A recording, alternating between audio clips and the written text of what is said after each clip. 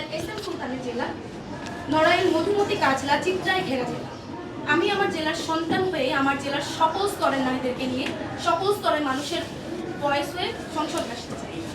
আমি আরও বলতে চাই, আমি আমার এই ক্ষুদ্র জীবনের তীব্র লড়াইয়ে যেভাবে প্রবাসী দেশের সাধারণ মানুষের আস্থা ও স্নেহের জায়গা পেয়েছি, আমি সকলের কাছে চিরকৃতজ্ঞ এবং আমি প্রত্যেকের ভয়েস তুলে ধরতে ওয়াদাবদ্ধ।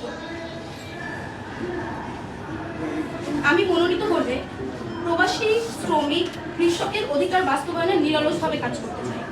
আমি ক্ষুদ্র মানুষ, আমার জাতীয় রাজনৈতিক অভিজ্ঞতা কম হলেও তৃণমূল এবং দেশের যে কোনো স্বার্থে, দেশের যে কোনো সংকটে আমি আমার সর্বোচ্চ শক্তি এবং আমার এই খালি দুই হাত নিয়ে পাশে থাকার চেষ্টা করেছি, লড়াই করার চেষ্টা করেছি এবং আমার সবথেকে বড় শক্তি আমার দেশের মানুষের ভালোবাসা, আমার দেশের মানুষের আমার উপর থাকা আস্থা এবং আমার সাহস।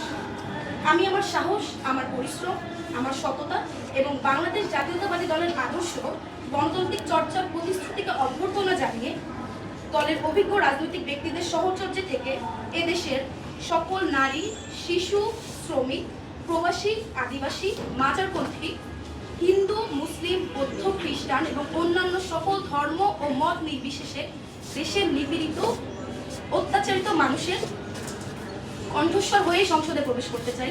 কারণ আমি বিশ্বাস করি ৭১ আমার শক্তি, মুক্তিযুদ্ধ আমার অনুপ্রেরণা এবং ২৪ আমার সাহস।